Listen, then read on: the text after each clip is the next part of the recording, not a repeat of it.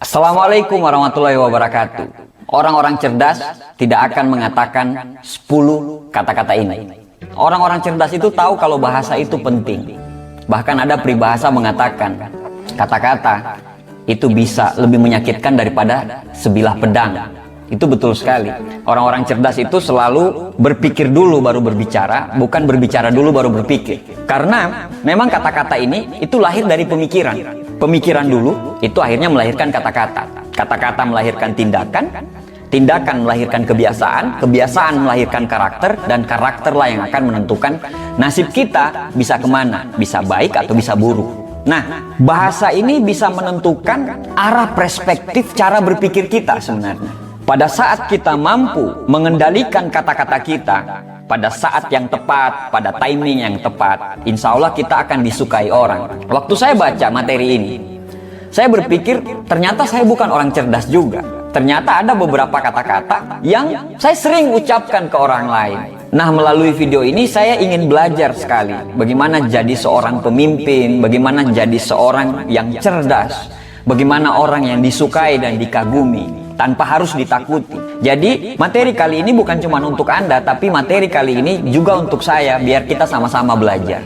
Yang pertama, kata-kata yang orang-orang cerdas ini tidak pernah pakai adalah ini bukan salah saya.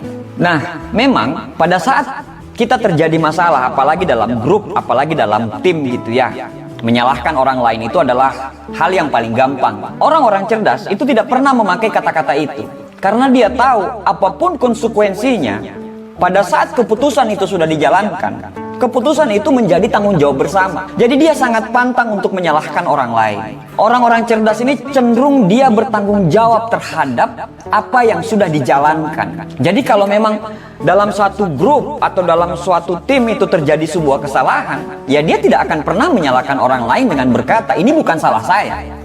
Kalau sudah terjadi kesalahan, berarti itu kesalahan bersama. Walaupun pada saat mengambil keputusan itu dia sudah tahu ini akan terjadi kesalahan, tapi karena itu sudah menjadi keputusan bersama, ya kita harus konsekuen kalau itu kesalahan kita bersama. Kalau kita cenderung menyalahkan orang lain dengan berkata, ini bukan salah saya, nanti suatu saat, suatu waktu, apabila ada pekerjaan lain, orang-orang akan menghindari bekerja sama dengan kita. Atau orang-orang sebelum kita menyalahkan mereka, mereka akan menyalahkan kita duluan atas sebuah kondisi yang tidak beres. Kalau kita mau bertumbuh ke arah yang lebih baik, kita harus menghindari banget menggunakan kata-kata ini bukan salah saya.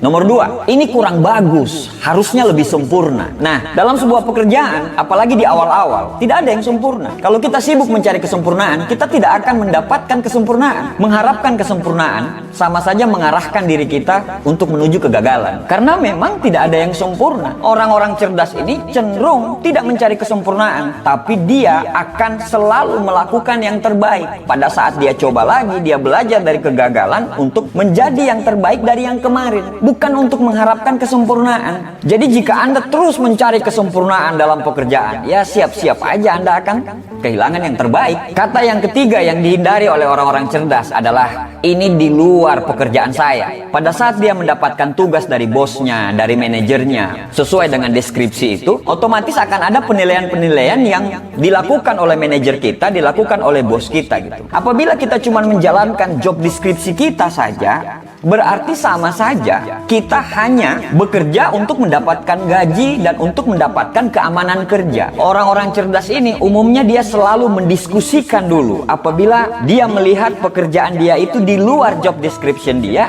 justru dia mendiskusikan dulu ke atasan dia, ke manajer dia, daripada kita harus langsung menolak mentah-mentah. Siapa tahu kalau Anda menjalankan itu, mungkin jabatan Anda bisa naik atau Anda akan mendapatkan penilaian plus dari bos Anda. Kita tidak tahu. Dengan melakukan diskusi tadi, akhirnya kita mendapatkan pemahaman jangka panjang kenapa itu harus dilakukan. Kalau kita langsung menolak, kan kita tidak tahu tujuannya. Jadi orang-orang cerdas ini sangat tahu sekali. Dia tidak akan menggunakan kata-kata ini di luar job description saya. Kalau itu tidak pantas, dia bisa menolak secara halus daripada langsung menolak mentah-mentah. Yang keempat, kata-kata yang dihindari oleh orang-orang cerdas ini adalah it's not fair. Ini tidak adil. Orang-orang cerdas sangat menghindari ini karena mereka tahu kalau mereka memakai kata-kata tidak adil ini itu sama saja kayak kekanak-kanakan gitu. Anak-anak kecil kalau dia mendapatkan perlakuan yang tidak adil, dia akan langsung berontak gitu. Ini tidak adil, ini tidak adil. Jadi kalau kita menggunakan kata-kata itu sama saja kita kayak kekanak-kanakan gitu. Kita kelihatan tidak dewasa dan begitu naif kalau kita selalu menggunakan kata-kata itu. Jadi kalau Anda merasa keputusan itu tidak adil dan memang benar-benar tidak adil, Anda bisa menggunakan kata-kata yang lain daripada hanya it's not fair, ini tidak adil. Mungkin dengan kata-kata yang seperti ini, Anda tanyakan sama bos Anda bilang, kenapa kok saya tidak mendapatkan itu? Apa yang harus saya lakukan supaya bisa mendapatkan itu, supaya saya bisa meningkatkan kinerja saya lebih baik lagi, supaya bisa mendapatkan hal itu. Orang-orang cerdas selalu menggunakan kata-kata itu. Nomor 5, orang-orang cerdas tidak pernah menggunakan kata-kata saya itu lebih pintar daripada Anda. Orang-orang yang menggunakan kata-kata saya itu lebih pintar daripada Anda, itu sebenarnya dia pengen menunjukkan kesombongan dia pengen memperlihatkan kalau orang lain itu di bawah dia. Kalau memang Anda punya IQ yang bagus, kalau memang Anda punya tingkat kecerdasan yang bagus, kalaupun Anda memang lebih pintar daripada orang lain itu pasti mengakui kok. Kenapa? Karena Anda dibutuhkan di situ. Tapi kalau itu keluar dari kata-kata Anda, saya itu lebih pintar daripada Anda, itu hanya sebuah pengakuan yang sombong dan Anda pengen diakui, padahal tidak diakui. Berhentilah untuk bicara saya itu lebih pintar daripada Anda. Yang keenam, kata-kata yang dihindari oleh orang-orang cerdas ini adalah jangan tersinggung ya. Nanti, kalau, tapi, bla bla bla bla bla bla bla bla. Pertamanya sudah ngomong jangan tersinggung ya, tetapi pada akhirnya menyinggung perasaan orang lain. Orang-orang cerdas tidak akan menggunakan kata-kata ini, apalagi para pemimpin hebat itu sangat menghindari kata-kata ini. Di awalnya sudah seperti itu, akhirnya orang sebelum mendengarkan kelanjutannya dia sudah defensif duluan. Kenapa? Karena itu pasti menyinggung. Daripada kita menggunakan kata-kata seperti itu, mending kita mencari kata-kata yang betul-betul tidak menyinggung orang lain, tapi maksud dan tujuan kita tersampaikan dengan baik dan benar tanpa harus menyinggung orang lain. Nomor 7, kata-kata yang sering dihindari oleh orang-orang cerdas adalah ini memang pertanyaan bodoh, tapi bla bla bla bla bla bla. Kalau orang sudah menggunakan kata-kata ini, artinya kalau dalam satu forum, yang pertama kemungkinannya ini dia tidak nyimak forumnya, atau yang kedua dia tidak percaya diri. Nah, orang-orang pintar atau orang-orang cerdas cenderung menghindari untuk menggunakan kata-kata ini, karena kalau kita menggunakan kata-kata ini sama saja kita tidak percaya diri dan kita tidak yakin dengan pertanyaan kita itu. Nah, persoalannya adalah kalau kita sendiri tidak yakin atas pertanyaan itu, bagaimana kita bisa meyakinkan orang lain? Tidak perlu menggunakan kata-kata ini mungkin pertanyaan bodoh. Tidak perlu, karena orang-orang cerdas sangat menghindari pertanyaan-pertanyaan seperti itu. Yang kedelapan, orang-orang cerdas sangat menghindari untuk mengatakan saya tidak bisa melakukannya. Mungkin Anda kewalahan dengan tugas-tugas yang diberikan kepada Anda. Mungkin dalam hati Anda sudah bilang, aduh saya tidak bisa melakukan ini, saya tidak bisa melakukan ini. Kalau Henry Ford mengatakan, apabila Anda sudah memikirkan kalau Anda tidak bisa melakukan itu, berarti Anda tidak akan pernah bisa melakukan itu. Kalau Anda berpikir bisa, insya Allah pasti bisa. Kalau Anda berpikir nanti akan ada jalan keluar, insya Allah akan ada jalan keluar. Tapi kalau Anda sudah memblok pikiran Anda dan dengan kata-kata saya tidak bisa melakukan itu, maka sampai kapanpun dengan jalan seperti apapun Anda sudah tidak bisa melakukan itu. Misalnya Anda lagi berkompetisi, dari awal Anda sudah bilang saya bakal kalah, maka Anda tidak bakal menang.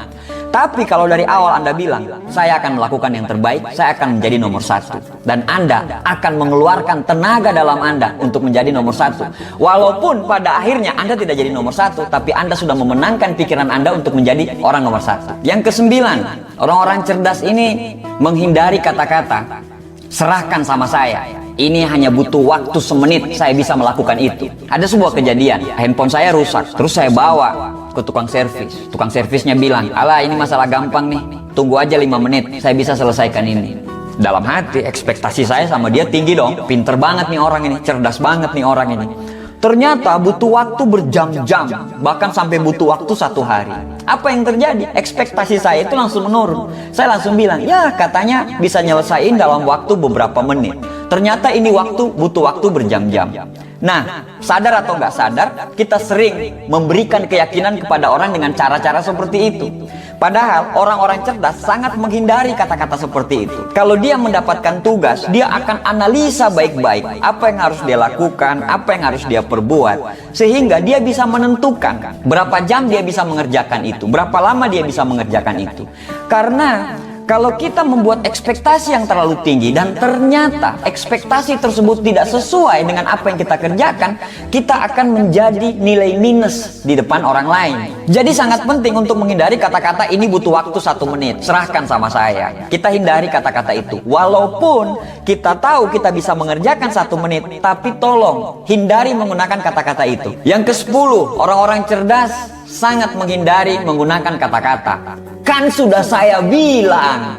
Ada beberapa orang apabila terjadi kesalahan, apabila terjadi misalnya dalam grup, dalam tim, terjadi suatu kegagalan, untuk melindungi diri dia akan selalu berkata, "kan saya sudah bilang, harusnya ini, harusnya itu". Padahal di mana dia waktu keputusan itu diambil? Kan keputusan itu keputusan bersama. Kalau sudah keputusan bersama, menjadi tanggung jawab kita. Apabila itu terjadi kesuksesan, yaitu kesuksesan kita bersama. Apabila itu terjadi kegagalan, yaitu kegagalan kita bersama. Seperti saya bilang, menyalahkan orang lain itu lebih gampang, karena ego kita terselamatkan. Tapi apa? Kita akan dipandang miring sama orang lain. Akhirnya apa? Pada saat ada tugas berikutnya, Anda tidak akan pernah diajak bekerja sama. Karena apa? Karena ego dan kesombongan Anda itu. Makanya orang malas bekerja sama dengan Anda. Lagian kata-kata "kan sudah saya bilang, kan sudah saya bilang", saya lebih cenderung sering mendengarkan anak-anak saya ngomong seperti itu untuk melakukan pembelaan. Jadi artinya apa? Kalau Anda sering menggunakan kata-kata itu, berarti Anda masih kekanak-kanakan lah. Anda belum bermain dalam sebuah tim, Anda belum bekerja dengan tim yang bagus, dan mungkin Anda bukan seorang pemain tim yang bagus. Karena memang kata-kata ini terdengar sangat sombong karena menjatuhkan orang lain. Demikian sharing santai dari saya. Terlebih dan kurangnya saya mohon maaf. Assalamualaikum warahmatullahi wabarakatuh. Sukses buat kita semuanya.